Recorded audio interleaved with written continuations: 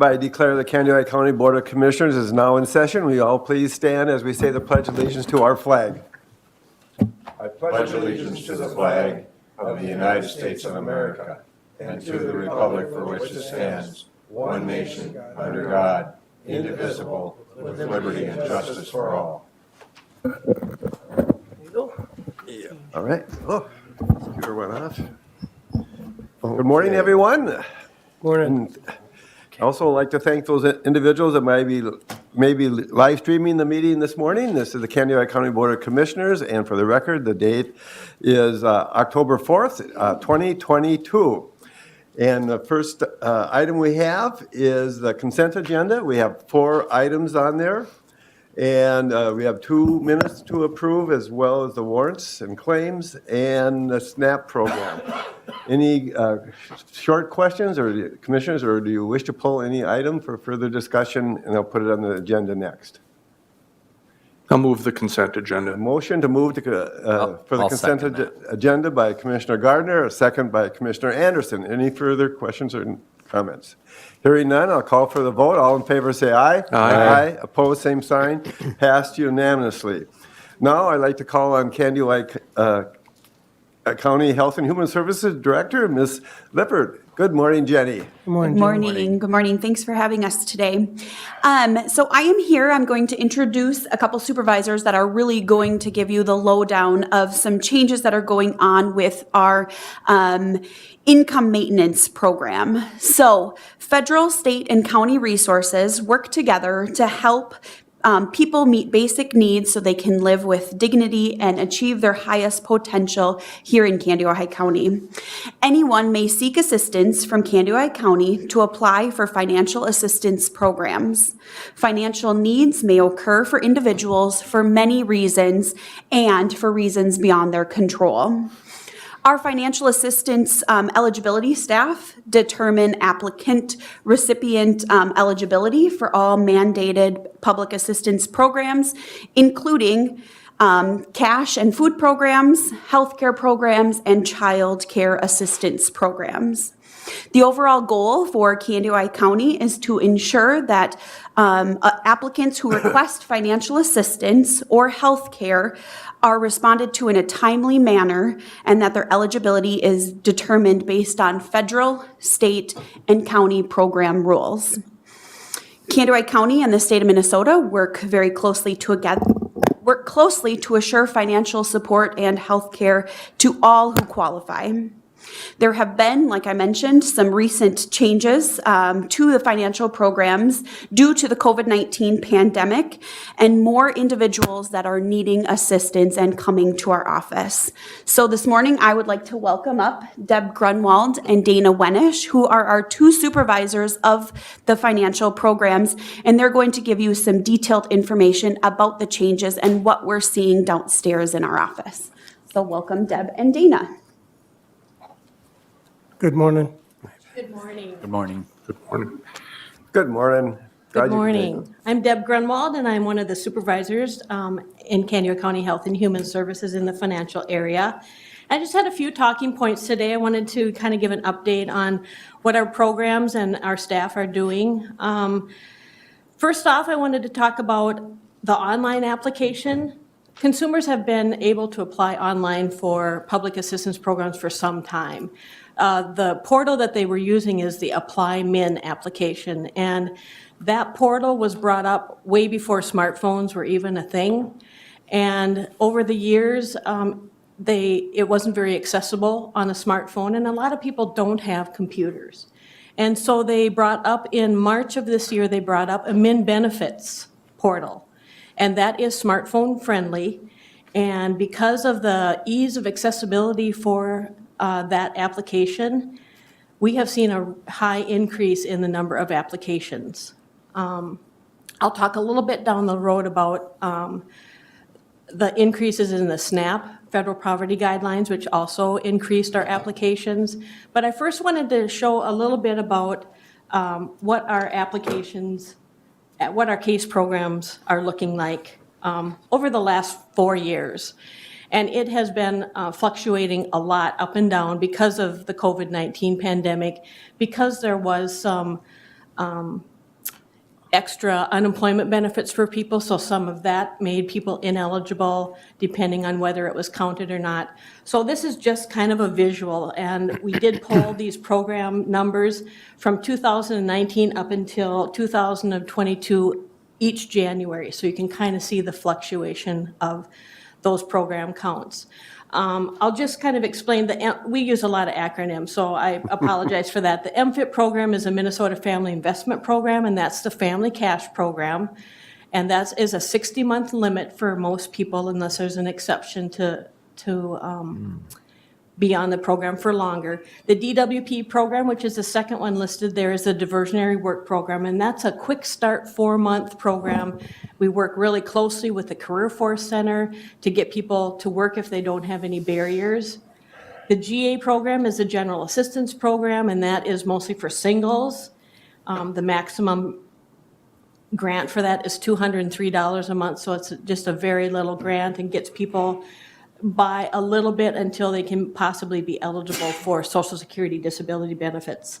The MSA program is the Minnesota Supplemental Assistance Program, and that's a supplement to someone who gets Social Security SSI.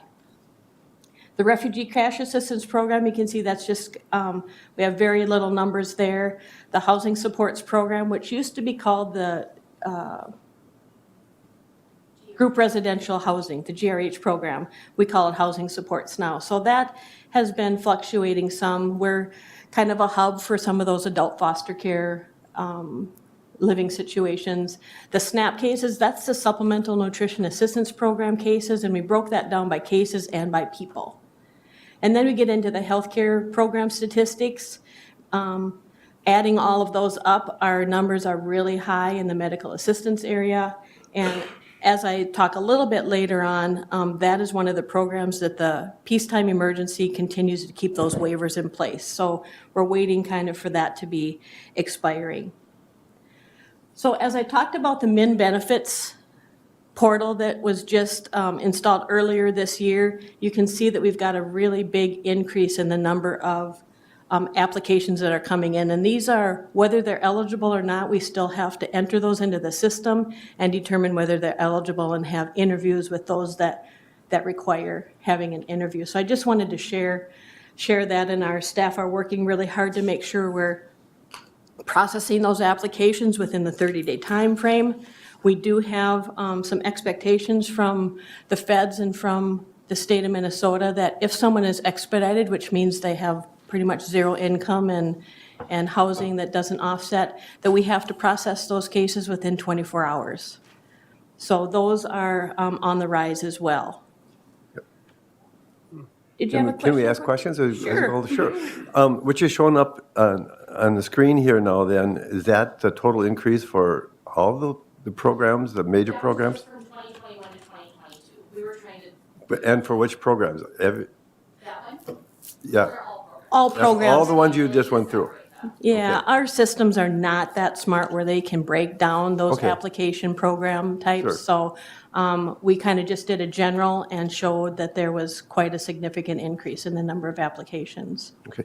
Commissioner Nissen? Just quick, I think you already answered this, but is that increase partially due to that ease of application over the cell phones? We think it is, but also, and I'll talk just in the next part a little bit about the SNAP federal poverty guidelines went up to 200%, and so that's making more people eligible as well, and that went into effect on September 1st.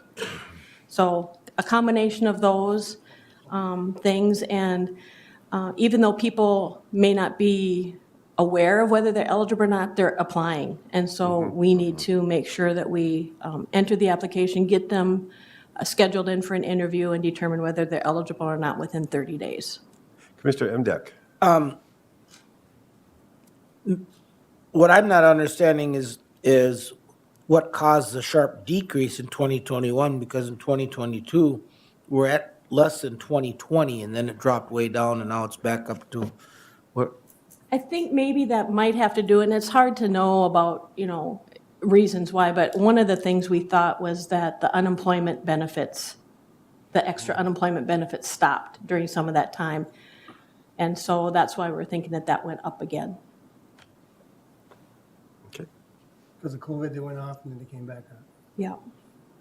They did some extensions on unemployment, they kept that going for a while, and then they reduced those benefits, and so then people didn't have the means to make ends meet. So the next thing I wanted to talk about was the increase in the federal poverty guidelines for the SNAP program. And I just wanted to talk a little bit about what the federal poverty guidelines are, because some people may not be aware. These guidelines are set and indicate a minimum amount of annual income that an individual or a family needs to pay for essentials such as housing, utilities, clothing, food, and transportation.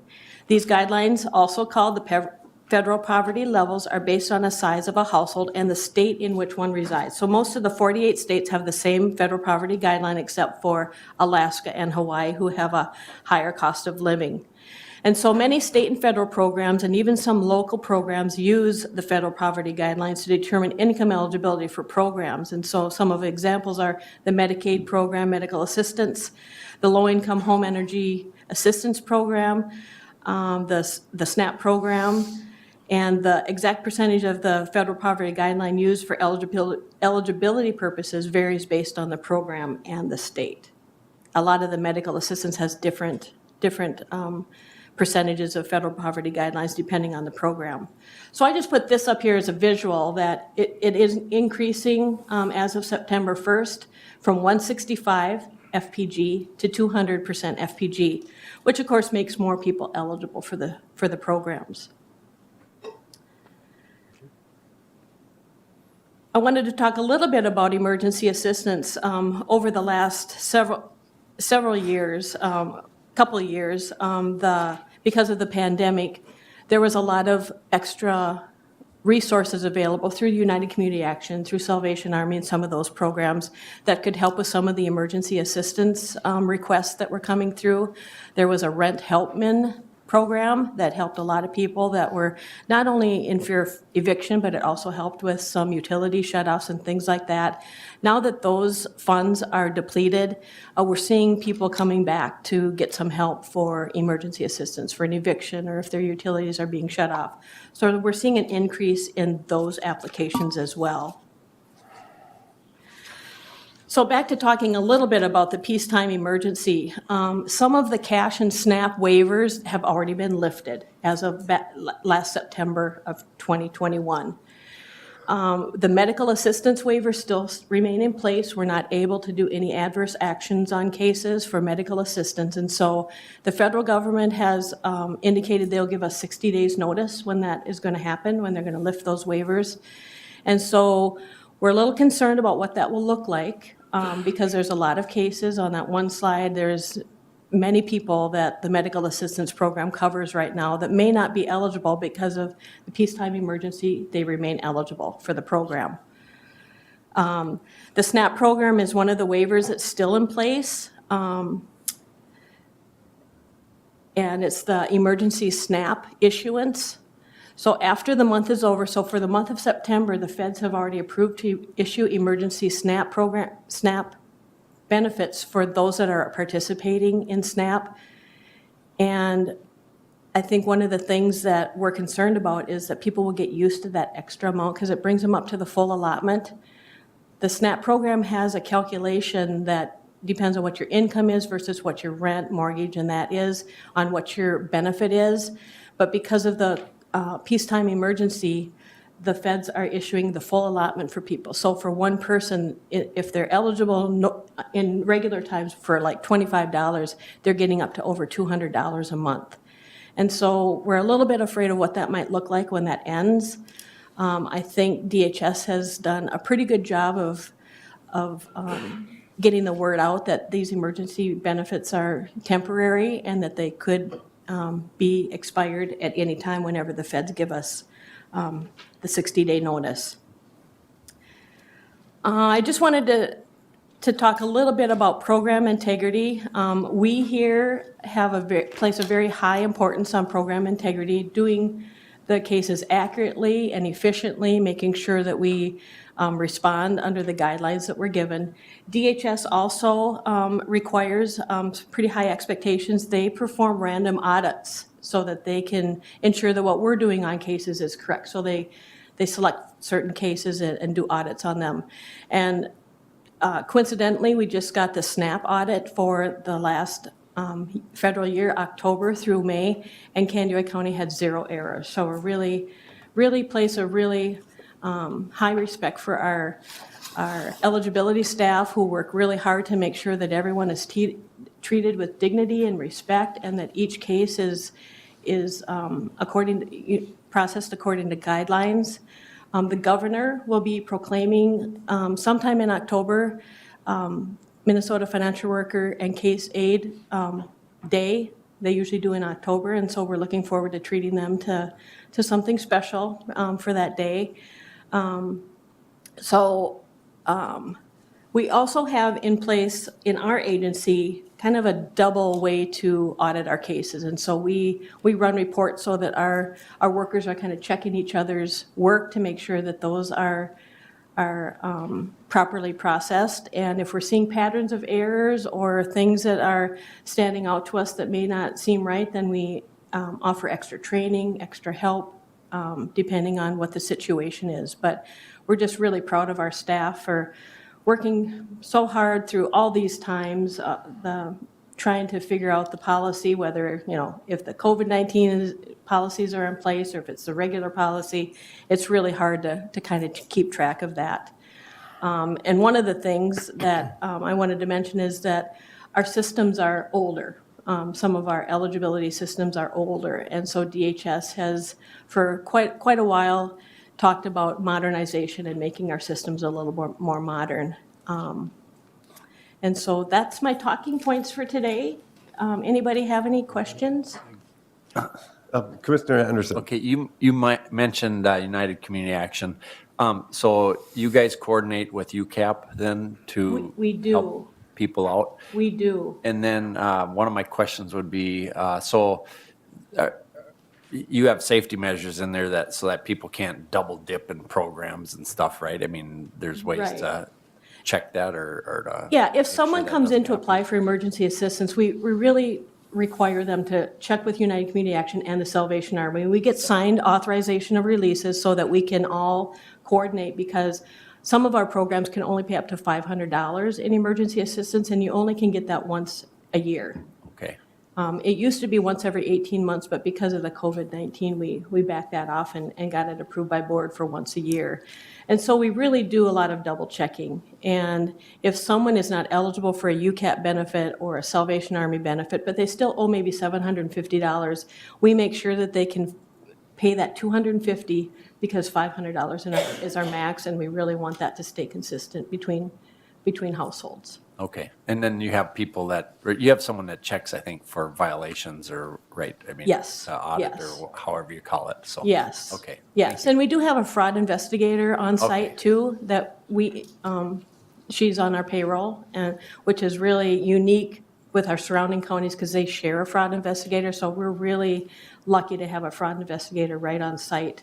And she accepts fraud referrals from the workers, from outside entities, anybody who wants to make any kind of a fraud referral. Okay. And she'll follow up on those. All right, thank you.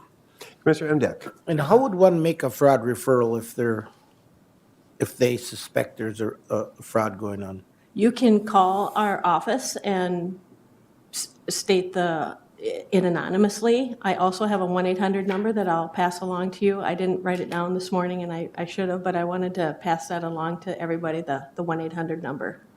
Thank So you. there's 2 different ways. Any further questions? Thank you for the Right. very good update. It's interesting you. to hear about the online form they can fill out, and it'll be interesting to hear follow-up if this continues and this adjustment to that. Yeah. Thank you so much. Looking forward to that.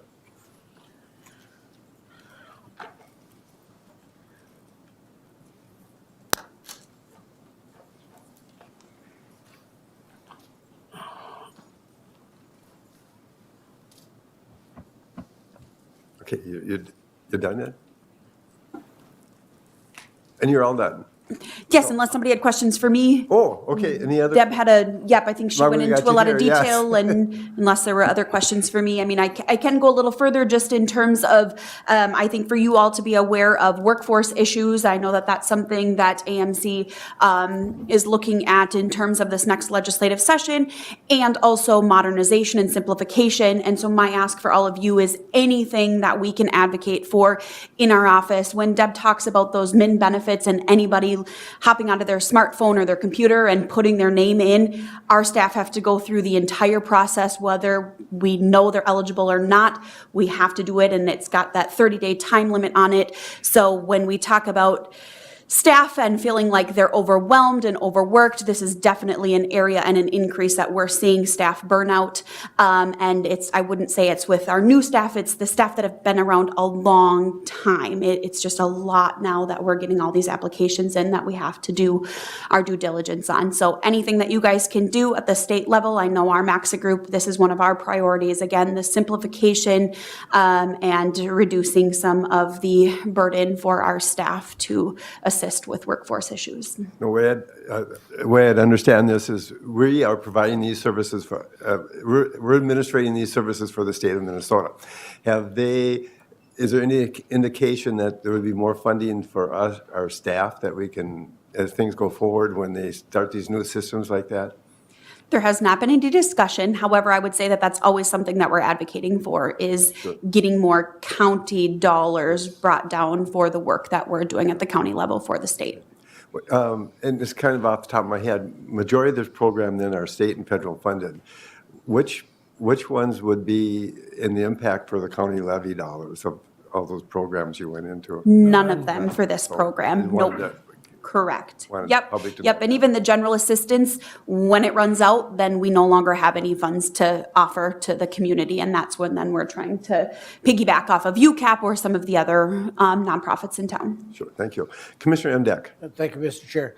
So where it does have an impact on our levy, as I understand it, is we provide the staffing. And so if there's redundancies that perhaps are unnecessary, as I think I heard you say, that we could eliminate, that would take pressure off the staff. Or when we visit with them, say, if you don't want to make it more efficient, then provide us with more funding for staffing so we can add staff to cover the costs or the work. Correct. And what we have had to do to go a little bit further on staff time is we have had to allow staff to put in overtime because we have not added any FTEs to this area. And as you could see by some of Deb's numbers, we're getting more applications in the door. And again, they've got that 30-day window, or if it's not the 30-day, it's the 24 hours, and we have to keep up with our timelines. So Any further questions? Thank you for this update. It's very helpful. I Thank appreciate you. it very much, and so is the board. Thank you. Next on our agenda, I'd like to call on Mr. Corey Smith. Morning, Corey. Good morning, Corey. Morning, Mr. Chair, members of the board. Name is Corey Smith, the Director at Glacial Lake Sanitary Sewer and Water District. Today I'm before you for a permanent utility easement at 12797 Old North Shore Drive. This is on the northeast side of Green Lake, kind of east of the county park over there. So back when the sewer and water utilities went through, back in 2000, 2001, this property had a blanket easement on it. And it recently got sold, and now the lending company is requiring that a permanent easement be on that property for the water lines. So that is my recommendation to the board, is to have the board chair and the county administrator sign on behalf of the county allowing the defined 20-foot permanent Do easement. you want to put that on the, just so the public knows what you're talking about, Corey? Go for it. Should be up there. I can zoom out. Yeah, That's probably pretty good right there. reload here. That's kind of hard to see on there. Basically, there's a water line that's going right across here, and it'd be a 20-foot easement, 10 foot on each side. That's pretty standard in our field. Is this a resolution? Motion, Motion. But it's not a resolution. So I would move to acquire the easement, I think is the word you're trying to. Yep. and you got the Shoot. The agreement here is Yes. spelled out, Exhibit A and so forth for us to see. We got a motion by Commissioner Endek to approve the easement. Is there a second? I'll second it. A second by Commissioner Nissen. Now, any further discussions or questions of Mr. Smith? Hearing none, I'll call for the vote. All in favor, say aye. Aye. Aye. Opposed, same sign. Pass unanimously. Thank you very much. Mr. Owens has the original signed one that I will need signed. Okay. so we can do that. Okay, thank you. Well, I can't get. Now, I'd like to call on Ms. Felt. Good morning, Stephanie. This is Stephanie Felt from Candioi County Emergency Management, and she is the director. Good to see you. Good morning. Go either. Good morning. I'm here today to ask the board to sign the contract agreement for the 2021 Emergency Management Performance Grant. So this is a grant that helps offset emergency management programming, and as long as we adhere to FEMA's standards of hazard mitigation, which we do, then we receive that funding. You will notice that it's 2021. Yes, it did. And so Homeland Security Emergency Management, the State Department, it has been a year behind because they're so late in getting the funding from FEMA. They're just always sort of trying to play catch up. So I haven't even received the application for 2022 yet, and we're almost out of 2022. However, as long as we meet the guidelines, we can receive the funding. So I'm assuming that you want to do that. The total is $27,937. Okay. I will move. A motion by Commissioner Nissen and a second I'll second that. by Commissioner Anderson. Any further discussion? Other than, this is an annual thing, but normally, and I saw the date and I had the same questions. Yes. And after I read through it, like, oh, there's more to the story. Yep. So it's not me just being slow, it's Yep. it's the state. So I need the county board and the clerk of the board to sign this. Would you like to do Okay, that we have a now? motion and a second. Any further questions or comments from the board? Hearing none, I'll call for the vote. All in favor, say aye. Aye. Opposed, same sign. Pass unanimously. Thank you very much for bringing that forward to us. Very aggravating. Thank you. Okay, Now we'll try a different tack. you want to do it now then? We'll just take a few seconds here.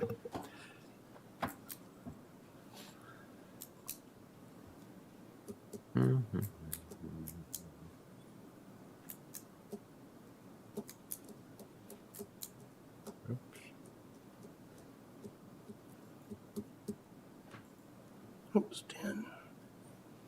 While we're waiting here, Yep. I've been reading on the news about the Turkey Fall situation, but you're still not having anything to do with that at this point, I would assume? Okay, right here, right? Correct. They're trying a new countermeasure where they're blasting light beams now to scare the waterfowl away from the turkey barns, which is an Oh. interesting. Maybe once you share that, it might be kind of interesting. You feel comfortable doing that? The question is, we had a few seconds here just for a quick update, what's happening concerning our turkey industry and Yeah, we've learned from one of the growers that one of the countermeasures they're trying is flashes of light. Instead of doing anything harmful or chemicals or, they were trying to look for a non-harmful countermeasure to keep waterfowl away from the turkey barns and keep that perimeter clear of biohazard. So far, it seems like with their pilots, it's been working well, but other than that, I don't have more information, but it was just kind of a cool thing Interesting that they're trying. tidbit, yes. Have to be creative with some of these issues. Here we have it all signed for you. And thank you for bringing that forward. Thank you. What's that? At this point, on the next agenda item, the JMBI Solid Waste Facility Permit, and I'd like to call on Mr. Gary Gear, Candioi County Environmental Services Director. Good morning, Gary. Good morning, Gary. Commissioners. Thank you. And yes, as just described, this is the JMBI Solid Waste Facility Permit Renewal. This is for the demolition landfill that they have up in Roseville Township. Our ordinance requires an annual permit for a solid waste facility, and everything requirements of our ordinance have been met, and they're in compliance with the Minnesota Pollution Control Agency as well. So staff is recommending that the permit renewal be approved as requested. Okay, and this is an annual permit renewal application, and we've seen it before, and sounds like it's performing well or Yes. compliant. Okay, any other questions? Otherwise, I'll entertain a motion. So move, Mr. Chair. A motion by Commissioner Emdeck. I'll second. And a second by Commissioner Gardner. Any further questions or comments? Hearing none, I'll call for the vote. All in favor, say aye. Aye. Opposed, same sign. Pass unanimously. All right. Thank you for bringing this forward. Thank you. You want to quick sign it? Well, can,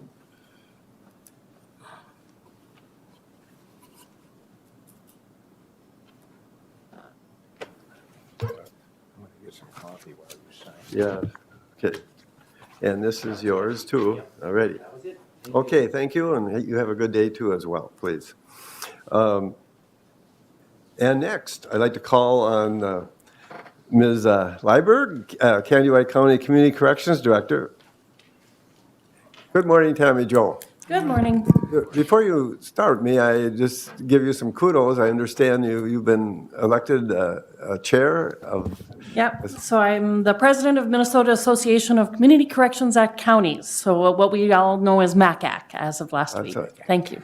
Well, thank you. Congratulations. Yeah, congratulations. Yes, and that's really a good thing for our agency too. And thank you for taking these extra responsibilities on like that. I think it's so important in so many different ways, so appreciate it very much. Thank you. I am here today to talk about accepting a grant and looking for just a verification on that. We applied and were appointed this grant from PAC4 Families for $5,000 for discretionary funds. As I've talked about before in the past, that the best way to achieve long-term safety working with the offenders that we work with is to help them develop pro-social skills. This grant allows us to add different things with discretionary funds to increase individual wellness, but also looking at family wellness in the community. Some of the things that we've already started doing is we did a Let's Go Fishing Day. We assisted some of the individuals who had completed our cognitive behavioral program, and we went fishing with some of our advisory board members and different things, and these funds helped us purchase fishing licenses to teach different types of skills and pro-social activities in the community. We're also looking at doing a picnic. Sounds like a little crazy, but we're doing a picnic and going up at Sibley Park. And we're looking at just how many different ways we can increase the value of healthy communities, healthy individuals, and healthy families using this discretionary funds. Commissioners, any questions or comments? Otherwise, I entertain a motion to. I'll you move want a on motion to accept the Resolution grant? 2022-50. Whoops, excuse me. Nope, I got one done. I'll move acceptance of the grant. okay. I'll second And a second by Commissioner Nissen. Any further questions or comments? Other than I was attending the PAC4, I'm on the board of that, and we were just talking about the discretionary grants and how valuable they are.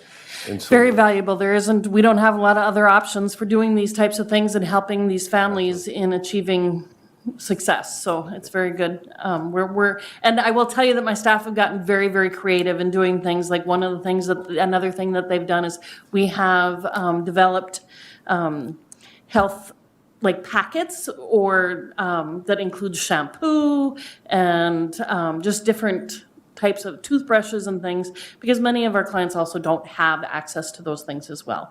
And so, yeah, it's just a little packet that has shampoo and deodorant and toothbrush that we can hand out when we need to. So that's one of the other things we've done. Any further questions, comments? Hearing none, I'll call for the vote. All in favor, say aye. Aye. Opposed, same sign. Pass unanimously. Thank you. Very, very much for bringing that forward to us. Okay. And at this time, I'd like to call on Ms. Weifels, Kansas County Chief Deputy Sheriff. Good morning, Julie. Good morning. How are you guys? Just fine. It looks like you have a couple items for us. What's that? You have a couple items for us on the agenda. Yes, I do. I have a couple grants that we have gotten approved from by the state, state feds, however you want to look at it.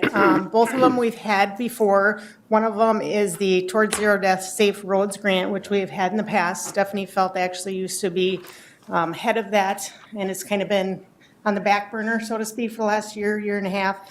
And we found a new coordinator for it. His name is Kellen Hemish.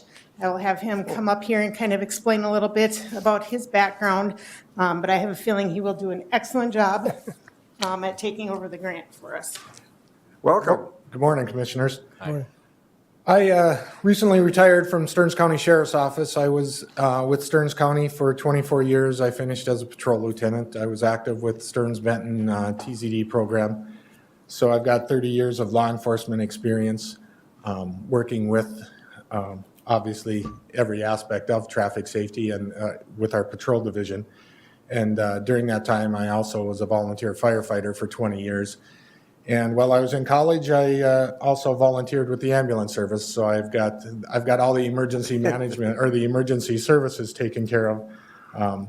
Working with Stearns and Benton TZD program, we're active with the county engineer and working with education and that stuff. And recently was lucky enough to retire and move to Candido High County and living on North Long Lake and hoping to continue the promoting traffic safety. We've got some major issues in the nation as far as distracted driving and impaired driving and seatbelt use and that stuff, and hoping to promote that through education and other activities and hoping to make our roadways safer.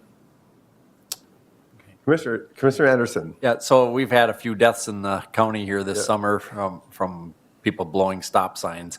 So is this where you're going around looking for stuff like that, or are you just handing out informational packets, or It'll be a little bit of driving, every- or what is it? I'm sorry, it'll be a little bit of everything. I mean, we'll be doing education. We also do fatal reviews, and we look at every crash and why it happened. And, you know, as far as the stop signs, we can look at, is there a visual impairment? Is it something where, you know, an enhanced stop sign, the solar lighted stop sign, maybe a bigger stop sign, it just stuff like that, looking at the intersection, working with or giving recommendations to the county engineer and stuff as far as, you know, there's a line of trees there that are a view obstruction, and if that's in the right of way, let's get that fixed. Let's get bigger signs, let's get early warning signs, maybe a rumble strip for stop ahead. Just a lot of stuff like that. We meet quarterly as far as a fatal review and look at every crash that happens in the county and review it and come up with maybe some ideas of what happened, or some of them may just be the unknown of, we're not sure. I mean, there was a failure at some point, you know, and that's why they're not accidents anymore, they're crashes. And something failed, and we want to see, is it operator error or is it something else that we could fix? And even the operator error, can we get the education? Can we get them better educated? And or are they wearing their seatbelts? Were they speeding? You know, were they distracted by their phone? And the distracted driving part is the scariest part. And I was real big on impaired driving, and I was a leader as far as DWI arrest in Stearns County for the sheriff's office. It takes several drinks to be impaired. It only takes seconds for you to be distracted. You know, there's some great videos out there, 8 seconds, where the person was on his phone 8 seconds, and he blew through the stoplight and ended up killing someone, and he's in prison now. But it's just, and he's living with that he killed someone. Yeah. And this is all part of that, and hoping to promote traffic safety in Candido High County. All right, thank you. Commissioner Gardner. Thank you, Mr. Chair. To follow up on that, I'm seeing just as many people holding their phones, using their hands as they ever did. Is something in here for further enforcement? That's the second grant I have here is an enforcement. I'm ahead of myself. You are. But I will also help with that as far as coordinating, saying, hey, let's set up a detail at a specific intersection or a specific week, stuff like that. And, you know, it's scary, the amount of, when you guys drive home today, pay attention at the intersection of how many people will be like this. It's unfortunate that it's an epidemic. You can ride my school bus and Yes. We actually have done an elevated enforcement, using school buses, CCT buses and stuff like that, in the past, working with, the Safe Roads Coordinator as well as our enforcement, for doing distracted driving. So we have used the buses and, so we know it's, you guys see a lot because you're out there. So, Well, I kind of wish I had a siren on my bus once in a while, because I see so many weird things. I bet you do. Commissioner, before we get into further discussion, we need a motion and a second, correct? I'll make a motion Motion by Commissioner Anderson. to approve Resolution 2022-54. Thank you, and a second I'll second it. by Commissioner Emdek. Any further comments or discussion? Oh, about the end of that discussion then. Okay, I'll call for the vote. All in favor, say aye. Aye. Opposed, same sign, passed unanimously. And I want to thank you for choosing Candiway County to live in, but also I want to thank you for your interest and your commitment to Candiway County and wanting to make a difference here. Thank you. Thank you. And you'll get my email on that stuff if you guys have any concerns or anyone's calling you. I appreciate you forwarding that to me, and we can work with law enforcement or the engineers Fantastic. or whoever to work through some of the issues. Perfect. Thank you. Thank you.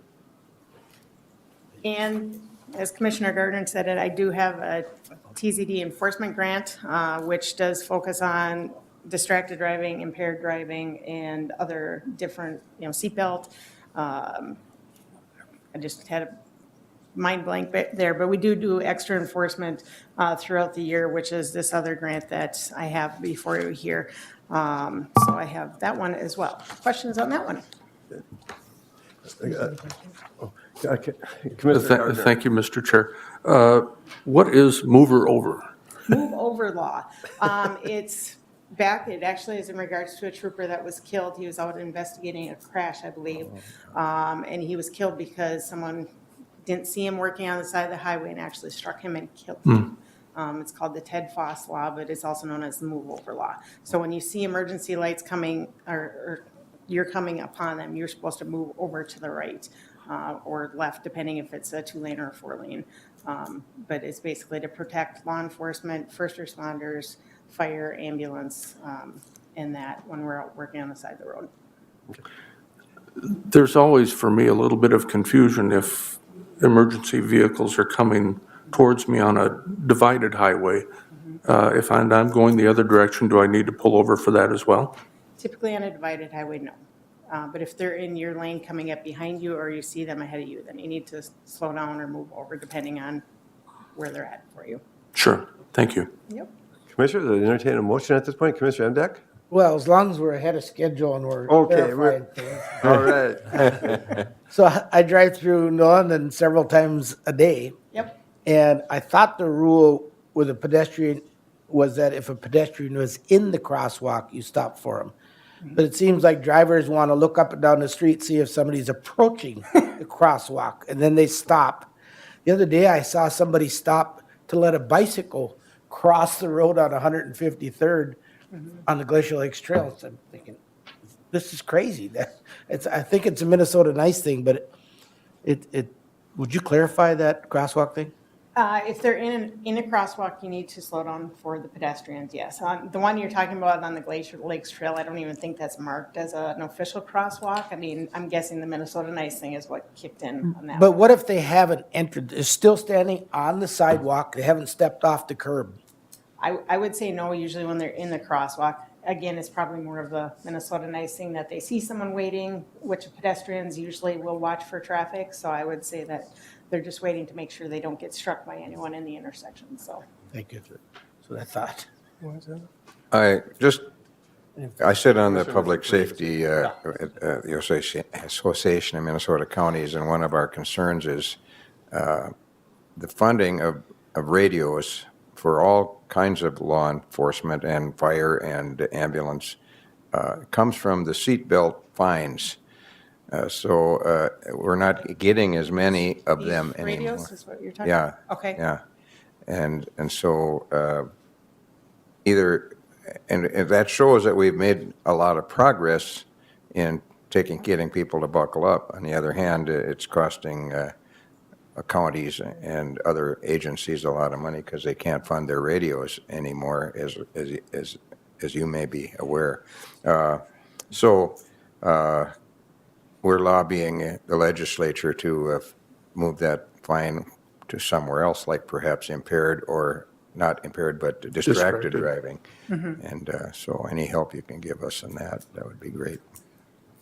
Anything they can do to help fund some of our equipment, I mean, Yeah. because as you guys all know, it's very expensive to replace radios, replace any type of equipment when it becomes, law enforcement, first responders, fire, ambulance.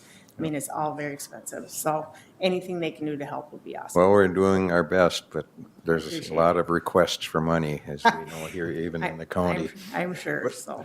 So Commissioner I just Anderson, have one please. quick, so a distracted driver, that would include use of phone. What is that fine? How much is that? That is a question for the courts. We honestly don't, we used to back when I started law enforcement, and Okay. Kellen can probably admit to this, we used to put the fine amounts on the bottom of the tickets now, Okay. back then, but now we don't. They're Oh. basically instructed to call court. Shane Okay. might know a little bit more, Okay. but it's probably gonna be $150, $200. I Okay. don't know, what the actual fine is All anymore right, for it. if people so- knew that, they probably would think it wasn't worth it, so. Exactly. Because there's a lot of people using Yep, their phones. Yep, exactly, so. Well, at this point then, I will entertain a motion. I will so move. Okay, we have a motion for Resolution 2022-55 I'll second and a that. second by Commissioner Anderson. Any further comments, questions? Other than, thank you for bringing this forward. I will call for the vote at this point. All in favor, say aye. Aye. Opposed, same sign. Pass unanimously. Thank you. All right. Thank you. Sure. Yeah, I'd be happy to do that. At this point, we're going to take a 10-minute recess. Thank you, Mr. Chair.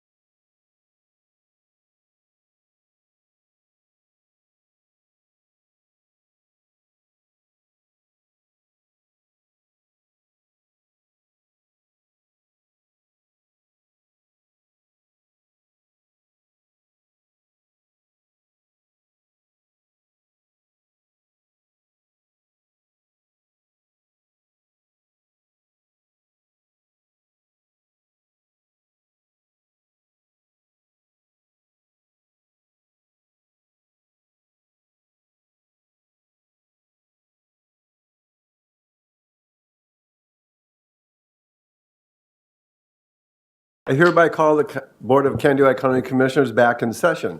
At this point, I'd like to call on Candido County Public Works Director, Mr. Mel Odens. Good morning, Board, Mel. and Mr. Chair, members of the board, I've got, the first item for you is a final payment and acceptance of a project. And maybe Larry, if you want to put this on the screen. I will. It's the project that we did, one of the projects we did with the city of Wilmer, and it's, Back out. back out just a little bit maybe. Okay, yep. You just tell me when. It's between the fairgrounds and the radio station. It's a short mile. And so here's the road that goes to the college, and then here's the radio station area, and then it runs between the lakes to the fairgrounds. And so what we did on this road was a full-depth reclamation. So we went down, we took some of the surfacing off, and then we reclaimed all the way down into the gravel to, our goal is to prevent reflective cracking from the bottom up.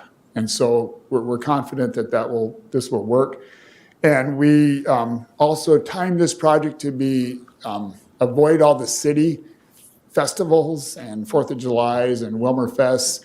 The only thing that we were 2 weeks into the racing season, and it disrupted a couple weeks of that. But, and Dunix did the project, they did it. They started on May 12th, they completed it on June 10th, which is a short 30-day window. And then we worked with the city to do the parking lots. And we feel very good about the project. And so it's my recommendation to accept the project and authorize final payment to Dunix in the amount of $12,705.15. I'd like to call on Commissioner Nissen. I will make that motion, and I drive that every day. It's the smoothest road in the entire city.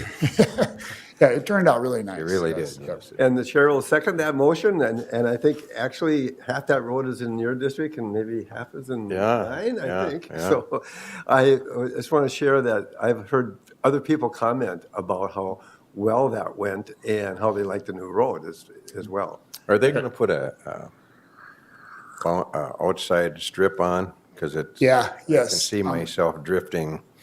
Yep, so we, Right to the to edge fix the drifters, yeah, so, it's the grooved in wet reflective, but we're having trouble, getting the product in the groove. And so actually, they were supposed to be here last Thursday doing it. Yeah, last Thursday, they were supposed to be here, and so I haven't checked today yet, or yesterday, were they working on it? There was no one this morning. It's because we got an alternate product that meets the same spec as what we were, and so it was a supply issue, and so they lost about 6 weeks on our project. But yes, it's supposed to have an edge line, yes, a white edge, 6-inch white edge line. Yeah, I figured that, but. Yep. Can you even get paint? Well, actually, it's not the paint, it's the bead that goes in the paint. Okay. It's the Do we have a motion and a second? Any further discussion, comments from anybody additional?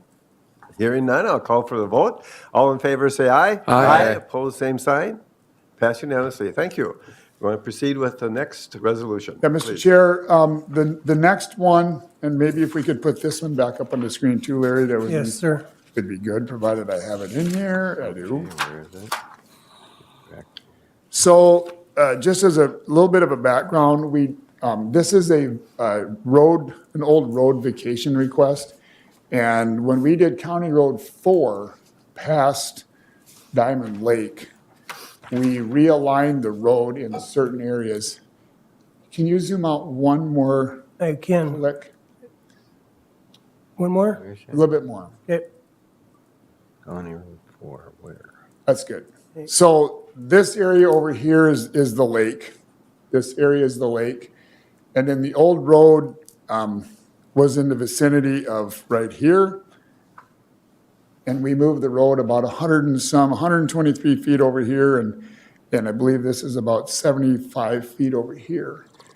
And so we set this up when we purchased right away for vacation.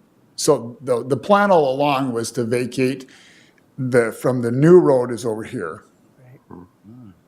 Is to vacate the old right-of-way.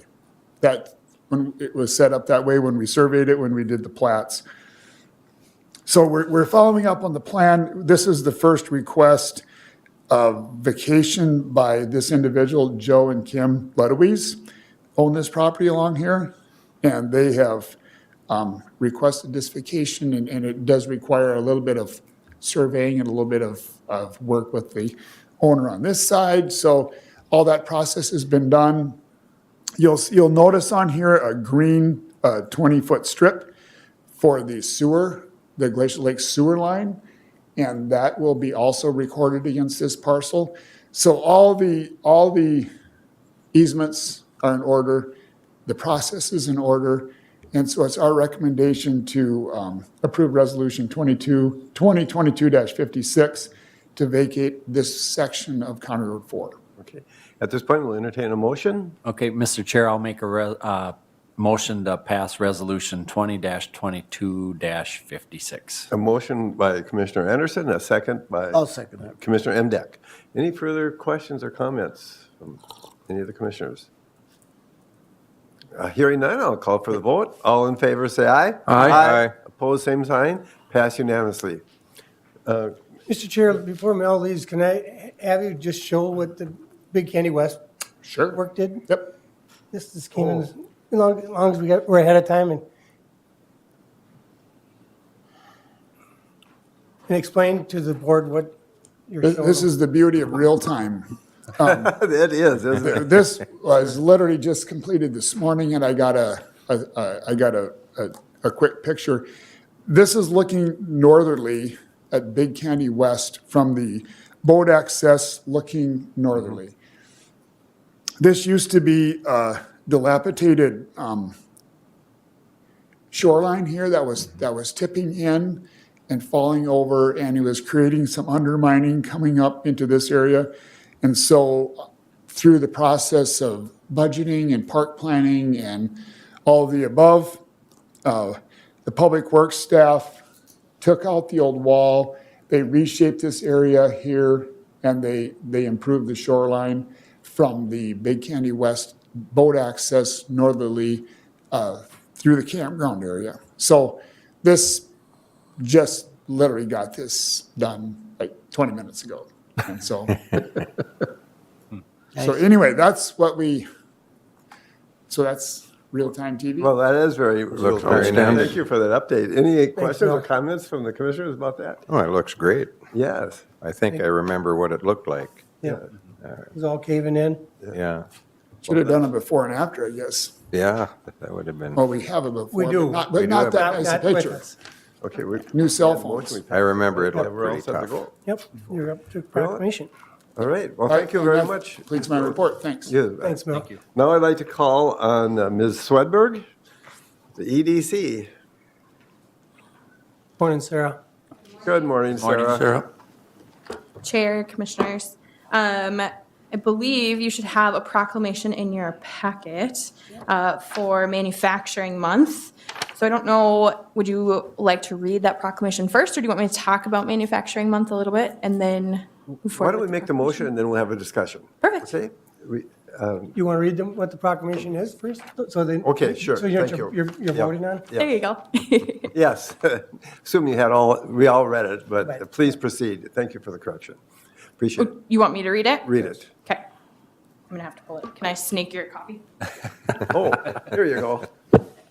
We can follow along online. All right. So the 2022 proclamation for the October Manufacturing Month, whereas manufacturing is a dynamic and robust industry crucial to the health and strength of Minnesota's diverse economy. And whereas manufacturing added $56 billion to Minnesota's economy in 2021, representing the second largest contribution, or 14%, to the state's gross domestic product by any industry.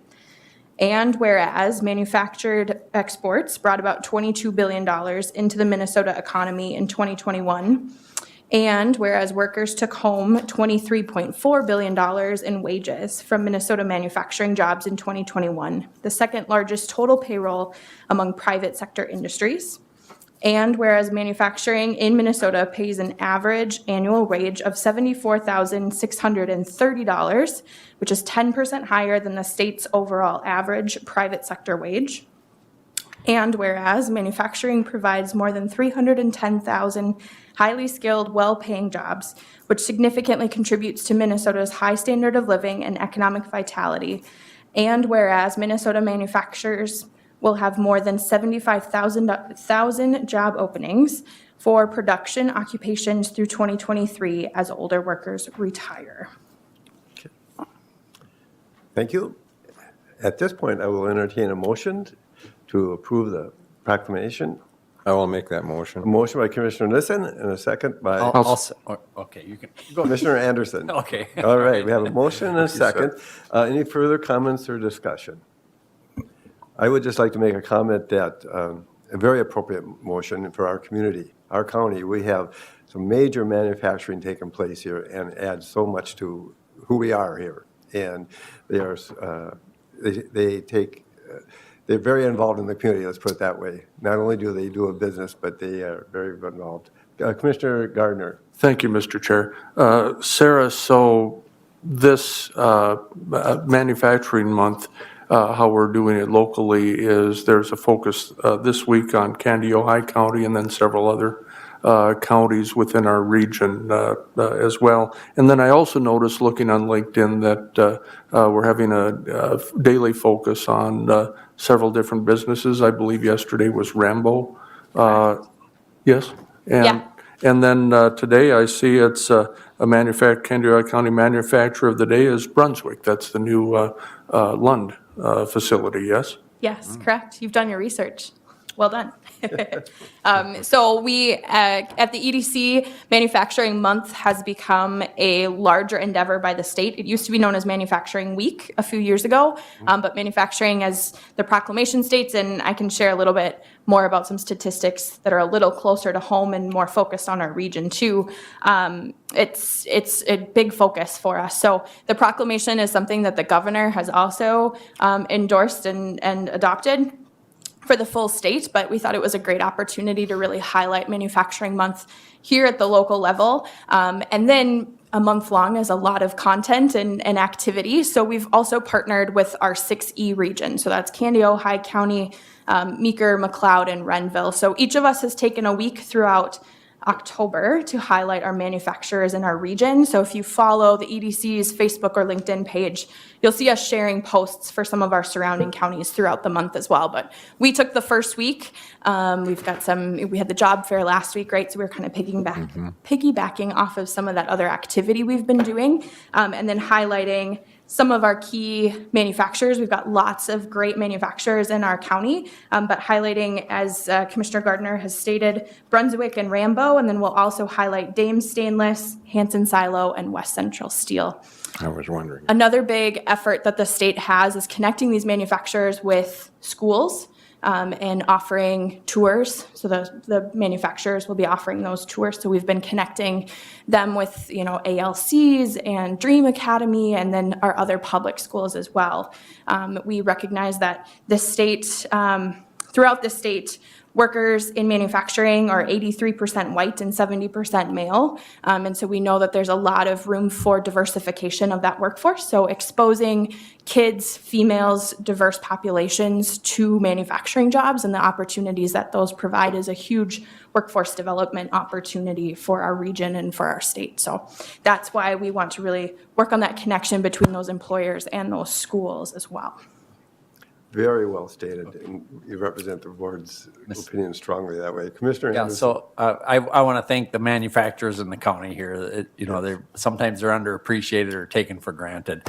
But my question would be, so if somebody were looking for a job and didn't know where to go and don't know about all these different manufacturing businesses, where would they go to maybe find out about them or to, find out how to apply for those jobs? Yeah, great question. So being that we just had that job fair, we had over 50 businesses from our area at Ridgewater College last week. We've got a really great list and contact list for all of those employers that were at that job fair, which included several manufacturers. Certainly, if they wanted to learn more about manufacturing, we can also provide them with additional details. I know a lot of our manufacturers do a great job of posting their jobs on sites like LinkedIn and other areas as well. So they stop in to see you or at the? Yeah, they EDC? can give the EDC a call if they want that list from the job fair. Absolutely. Thank you. Yeah. Just a Commissioner quick, Ness, is Relco still, they do a lot of stainless worldwide. Yeah. And- Yeah. I think that it's kind of that hidden gem, right? All those manufacturers that go under the radar, a lot of them work with multiple states, multiple countries, right? They've got lots of really great recognition globally. So Relco, for example, manufactures dairy processing equipment. They're the third largest manufacturer in that industry in the world. Yep. You know it. Commissioner Gardner. Thank you again, Mr. Chair. Sarah, since you brought it up, how did the job fair go? Job fair was good. We, when I talked to employers, they really commented towards the quality of candidates that were present. We held it on a Wednesday, we held it on a Thursday. But when I was talking to some of the college staff at Ridgewater, they mentioned that a lot of their students right now are on campus Mondays and Wednesdays. So we might look at shifting that date just to capture even more of those college students at that job fair. But it continues to be a really strong job fair and a great opportunity both for employers and job seekers. And do I recall that there will be a virtual job fair coming up soon? Yeah, so the other thing that the EDC has been working on is purchasing a software and a agreement with a company called Premier Virtual. So we did a virtual job fair last year, or previously this year in February. We're still working on the date. We were looking at November, but I think it might end up being January when we have this virtual job fair. But again, another opportunity to partner kind of with our region and really uplift and attract people from outside of our area looking to move into West Central Minnesota. And this software, once it's up and running, there'll be some availability for other entities to perhaps utilize that, yes? Yeah, absolutely. So it's an unlimited license, which means we could have an event every day if we wanted to. So it'll be an opportunity for local businesses if they've got their own hiring event. Instead of just doing it on site, they might want to bring in this virtual kind of hybrid component of that. It would come with, any support that they might need to get used to the software, give them some strategies around how they market that component. It's a totally new world and not a lot of people are doing it.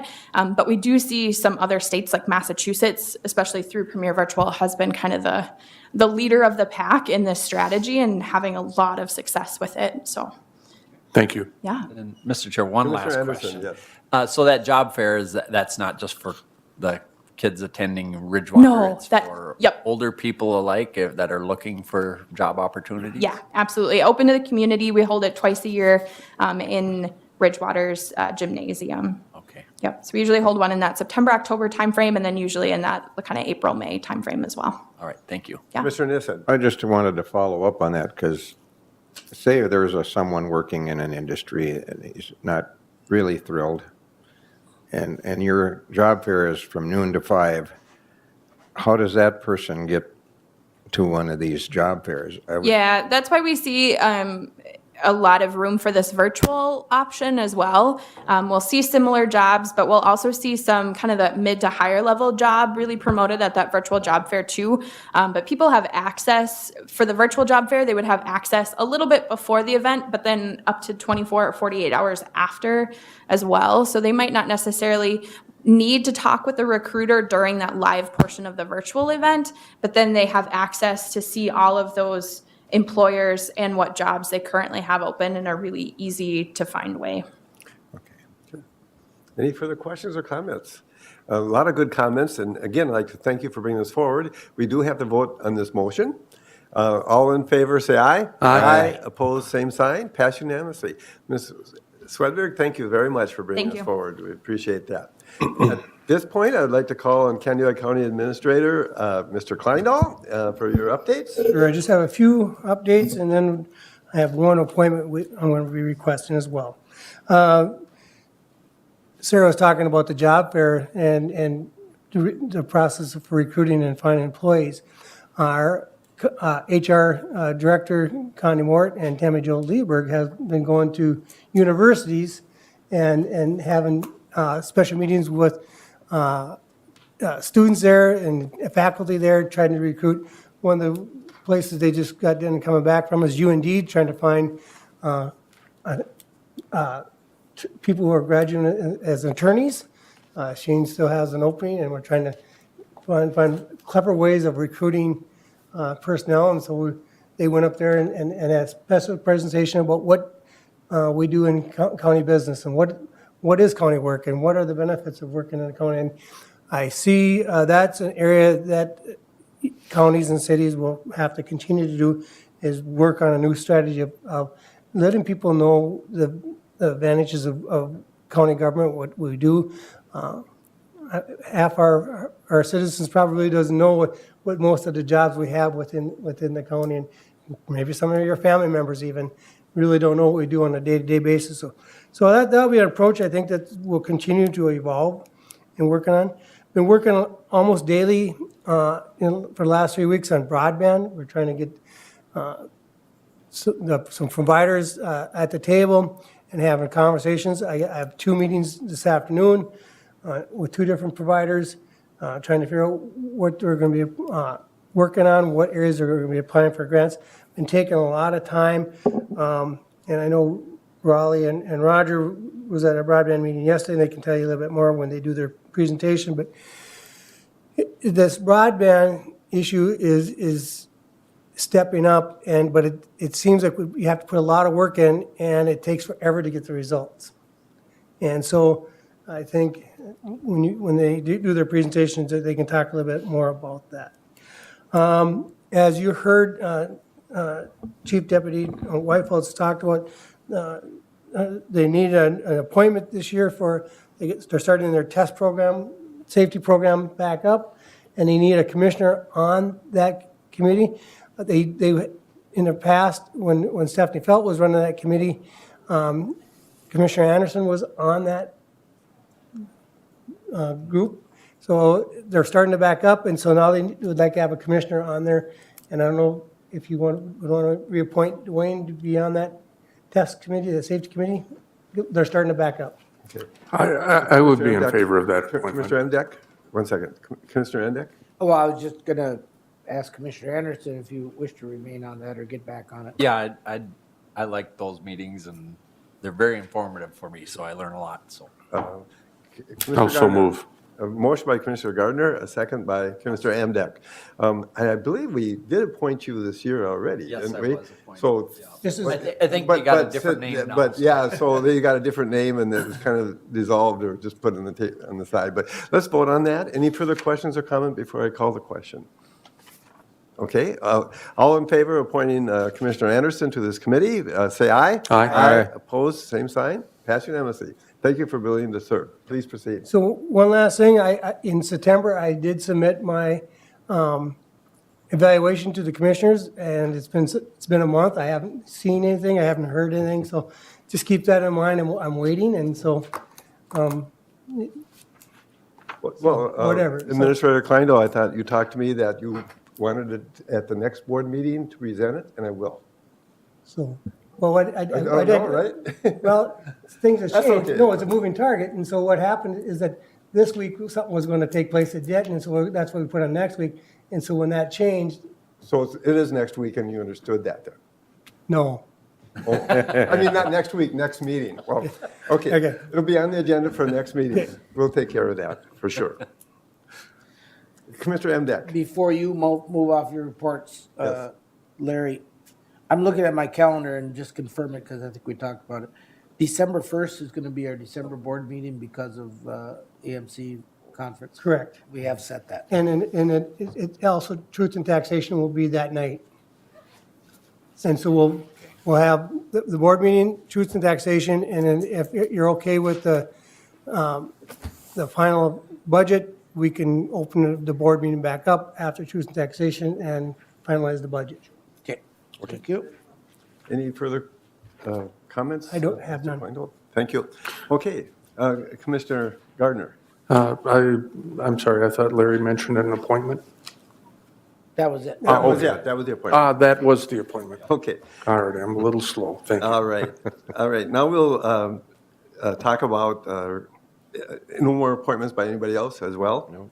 Okay. And anything else on the calendars? Hearing none, I'll call now for the commissioners to give their committee reports. I'll start at that end of the table with Commissioner Gardner. Thank you, Mr. Chair. It is probably as hectic a time as I've had in my not quite 2 years on the board already. We had the CVB board meeting, a routine meeting on the 20th after our last board meeting here. Dwayne and I appeared on open mic the following day on the 21st, and I thought that went quite well. Had our first, and actually yesterday our second, Public Health Transformation Joint Leadership Team meeting. And that is, again, working with folks from LPHA and MDH, along with the four of us as SHAC representatives, to begin the process, work on the process of what does public health look like in the 21st century. We really haven't had any major changes to that matrix, to that process since 1974. And so, continuing to work with some third-party facilitators to work alongside of MDH and LPHA to come up with the what does it look like, what does it mean to have equitable health care across the entire state and all of the different systems. And so those meetings will continue. I believe we're meeting twice a month between now and I'd say February, when we have some reporting due to the state of Minnesota. And so as we move along on that, I'll probably have a periodic update for you there. Mayor's Housing Task Force meeting, I think we had our final meeting there on the 22nd. Supporting Hands Nurse Family Partnership, I participated in final interviews on that about a week and a half ago. We had 3 finalists, and I'm happy to say that we have a new hire pending the approval from the partnership's personnel committee. And we're looking forward to having that person come on board. It's a pretty exciting time for the partnership in that regard. Candidates County HRA meeting we had here on the 27th prior to our being here for the administrator final interviews. The following day, I chaired the Candidates County Drug-Free Coalition meeting and attended the online Armors Allied Radio meeting. And I can't read my own writing.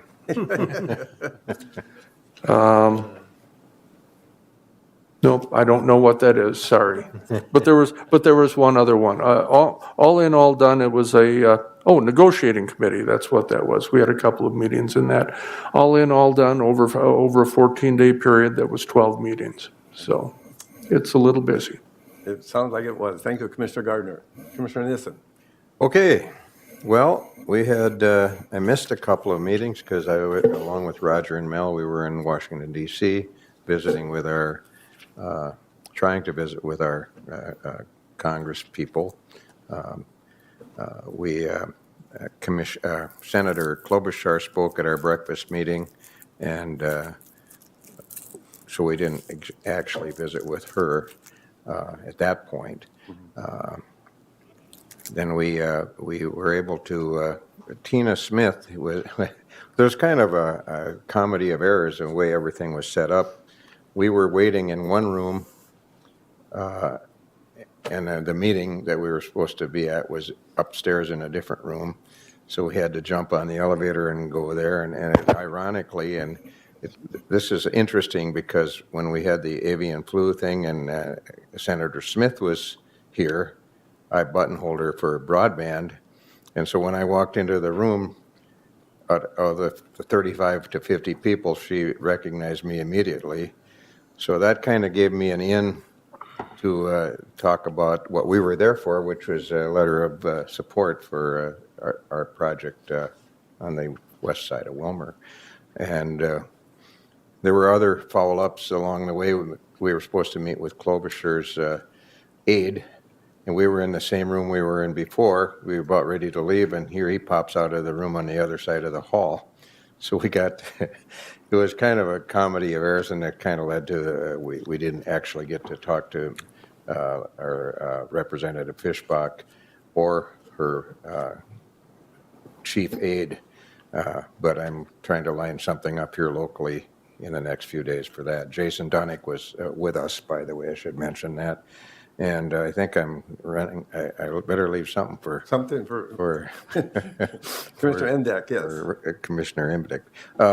Other than that, we had, CPT had a personnel meeting. We talked about various things, including position descriptions, how to backfill one lead, the development lead position, personnel policy. It was kind of a lengthy meeting, and we're meeting again here very soon to review that. And then Mid-Minnesota, well, then we had the board meeting right after the next, this was like on a Thursday, and the next Monday we had the regular CPT meeting, which we talked about some of the personnel issues. And we're also, and I don't know if I mentioned this last time, we're looking to buy the building we're currently renting, and that looks pretty positive. Somebody examined the roof, and it's, everything seems to be in order. So we haven't pulled the trigger completely, but I suspect that'll happen real soon. Yesterday, we met with Ashley from Woodland Centers, and she's looking to rewrite the bylaws because it's always been a nonprofit, and it's more, everyone seems to think that it's a joint powers board. So we're working to correct that, and we all looked at all of the points she made, and it seems to be something we can live with. We will still have control, although we will no longer, as board members here, be members of that board. We will send 2 people over to that board, and they will see whether they want us or not. But we will still have a voice in that, and it'll virtually be the same except for what it's called. So I'll let Roger talk about broadband, I guess. Okay, all right. I've had enough. Oh, Prime West, can you talk about that a little bit? oh, yeah, thank you for reminding me. We're meeting this week, and of course, the lawsuit did not go our way. Jim Prisbilla is trying to put a good spin on things, but as Larry and I have discussed, it's financially doesn't look all that great for us to move forward with that because of our payback would get to be pretty stiff because we have to share clients with at least one other provider or vendor. So Larry can fill in any blanks, but I think that's where we're at on that. That sounds like an agenda item coming up in the future. And my concern is that we kind of negotiated, if I understand correctly, in the past of the buy-in to this organization and those rules and regulations. Yeah. And expecting these kind of services for everything. Right. So the question would be, I'm thinking, do we buy in at the same dollar amount if we do? Well, that's going to be a big negotiating thing, and I don't know if as Larry has mentioned, if we can afford to do it without being the sole, without Prime West being the sole provider for us, the numbers just don't work out. They do not. Yeah. Add to that, please. Yeah, I think the 11 counties that are members, but we really we're not getting the benefit of it, we'll have to make a decision, and I'm sure in the next few months, Prime West will be dealing with their board members, trying to convince them that to stay in, but if we have to split the revenues with 3 different other entities, the payback is just not there, and the county would be required to hire more staff to do Prime West. Yeah, that's. And so, as we get more information, Raleigh, and I'm sure we'll be bringing stuff to the board along with Jenny and probably Cork. I think you're an alternate, and But right now, on the surface, I would say it does not look feasible to do that. It'd be interesting to see what proposal. They'd have to come up with something completely Yeah, different. I mean, I think they have case managers in the different counties who are members and stuff. You know, would we still have that to what capacity, so. Okay. You done with it? Okay, Commissioner Anderson, please proceed. All right, yep, since our last board meeting, I've had a few meetings. I had a Pioneer Library System, or Pioneer Land Library System meeting. It was executive finance. Most of it was basically routine, but we did get in discussion where we finally got all the furniture, I guess, replaced from a deer that had crashed into the library in Wilmer. And I can't remember when it happened. It was a while ago, but due to COVID and all that, they couldn't get the furniture in or whatever because of manufacturing difficulties or whatever. But that was kind of an interesting discussion to hear about that story. Because we had that meeting, it was postponed a week, and I realized late that UCAP was on the same night, and so I had to make a decision.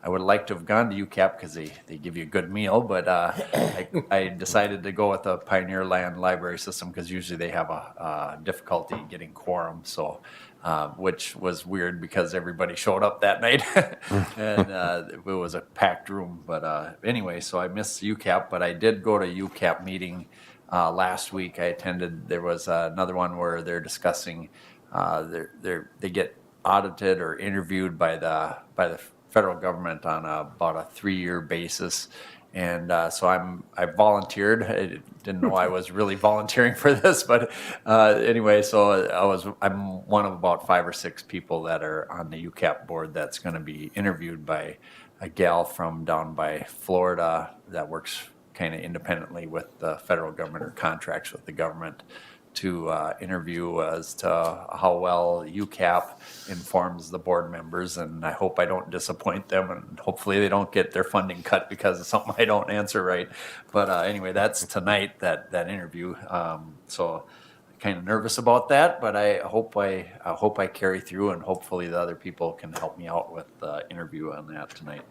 Other than that, I think I had a AS task force meeting, but there wasn't really much on that either. So that's it for me, I guess. Thank you, Commissioner Anderson. Commissioner Emdack. Thank you, Mr. Chair. So I'll start out with just kind of adding on to what Commissioner Nissen said regarding the Washington DC fly-in.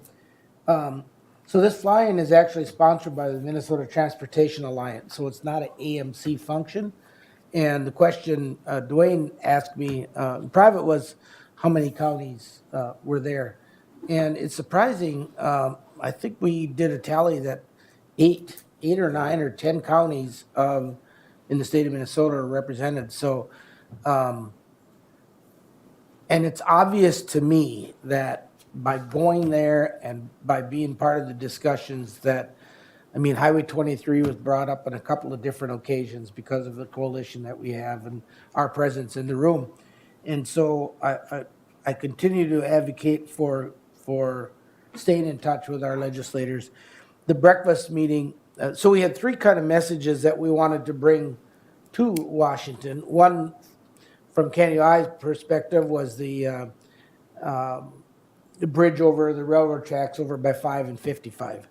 That was our number 1 goal. Number 2, well, maybe not in this order, but we hand-delivered invitations to Senator Klobuchar and Senator Smith to attend the ribbon cutting later this month on October 25th, I think it is. And we didn't get a chance to see Congresswoman Fishbach, so we would have otherwise delivered hers as well.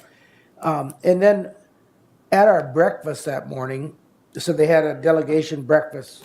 Raleigh already mentioned Senator Klobuchar was there. But I think 2 of the more unique conversations we had were with Congressman Stauber from the 8th District and Congressman Emmer from the 6th, who talked highly of the IIJA bill and more specifically community-directed spending, or in layman's terms, earmarks. And they were very positive in their discussion of that because he said, it allows us to bring money that's already in the budget. It's already in the budget, so somebody's gonna spend it, but we have a say-so now in where it gets spent. And we can bring some of those projects to our district. And so that was our third message is we really want, when we have a new Congress in, starting January 1st, congressionally and community-directed spending, both of them end up with an acronym CDS, will have to be renewed. And so we hope the new Congress, and that's our message, is please renew that because it gives us opportunities to, in fiscal 24 and fiscal 25, to at least request some assistance. So that was a good opportunity. We put on a lot of miles, all on foot. Well, not all on foot, but you walk a lot, and it was evident. Then on Monday evening, the 26th, we had a Glacier Lakes Sanitary Sewer and Water District, and we had a good discussion again about opportunities for the district to expand, both in Tier 1, that means places that the system went right by them, but they didn't have to hook up right away. We're looking at a policy of, okay, when is long enough time gone by that we now think you should hook up? And then some Tier 2 opportunities. And one of the questions we have to decide is whose authority is it if we want to go into a second tier area? Is it the township? Is it the county? Is it the commission? Whose authority is it to expand to those areas? Let's see. Well, then we were all part of the special board meeting for county administrator interviews. So then last Friday, Mel and I had been asked by the Minnesota Transportation Alliance to come up with some talking points for a candidate forum regarding transportation. Unfortunately, there wasn't enough interest by the candidates to have the forum, so it got canceled. So we didn't get that opportunity to talk about transportation and infrastructure. Was it just yesterday? Yeah, we had an EDC broadband meeting. And so we take 2 steps forward and a step backwards in regards to that. MediaCom had laid out a proposal to cover a good share of the Northwest Lakes area. And now they've put that proposal on pause because they're concerned about competition and whether or not they get a return on their investment. So we continue to be hopeful about a border-to-border grant with Federated that can, fill some of those spaces. And Vibrant, which comes out of Meeker County Co-op, they did not get their Rural Reconnect application approved, so they're resubmitting. And those can happen pretty fast now, but the resubmission will be a smaller chunk of geography to try to get that score up a little bit better. But again, that means there are places that Aren't going to get it. that are going to be left in the void. We'll have to figure out how to cover them. Last night yesterday afternoon, we had Larry and Mel and I had a meeting with MnDOT about the Highway 23, Highway 9 intersection. And regardless of what the ultimate decision is made there, it looks like it's going to be kind of a long time before any improvements get made in that intersection. Other than at the moment, they're installing, as we speak, they're installing amber flashing lights to warn people about traffic patterns, but I don't know that they'll ever shut off because there's always traffic coming from the east or the west or the north there. Yeah. So, more to come on that. And October 17th. What do we got going on October 17th? I wanted to bring it up. Oh, that is the advisory group for this intersection. That is the meeting that'll be held in New London again to kind of give the citizen group an update about where they're at. I think the goal is there was 4 concepts presented. The goal is to eliminate 2 of them and narrow it down to 2 concepts. Okay. Thank you, Commissioner Emdek. I really also want to thank you and Commissioner Nissen and Candidacy County Public Works Director, Mr. Odens, for planning this trip and all taking part in this. I just want the public to know that these trips to Washington DC, you're up early, you drive to the cities, you get there, and you just are, we understand, booked every minute you're there. And it's not a vacation, it's not doing anything like that. And these contacts are really valuable for our county, and they have paid off in the past, and they will continue to. And so thank you for taking time away from your families and what you're doing to represent the county and the citizens of our county. So appreciate that very much. Want to give you just a quick update in reference to the special meeting we had for a new county administrator, and asking Kelsey Baker to accept that role. The negotiation committee has had approximately 2 days to try to put something together. It does take some time, and so at this point, we did not have a contract that's signed and sent to the county attorney's office. We just ran out of time. So we will have that available concerning the new person and contract together, and we expect to have that and present it at the next board meeting.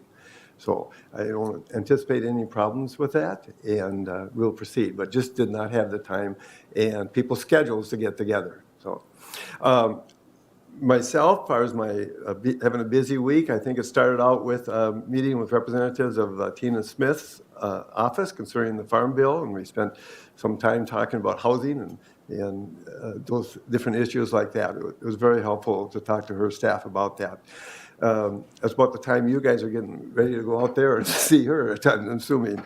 At Prairie Lakes Youth Program, we had our monthly meeting, and things are looking quite stable there as far as the number of people coming in there, and it's really a good place to be, that now we can really focus on not keeping afloat financially, but also what our mission is and doing a good job of that. We're struggling with employment there, just as everybody else. And I want to thank you, Mr. Kleindahl, for mentioning about a human resource, Connie how good a job she does, but we have to be out there, and it's really a struggle to find employees. So we're going to just keep working on it and try and be creative as the county is. Also had a housing task force, a mayor of Willmar Housing Task Force meeting, and Commissioner Gardner reported on that, and I believe they gave their final report to the city council on Monday. I had a couple meetings with the chair of the Kansas County Law Library, and working on some issues, and are planning for our next monthly meeting to come up.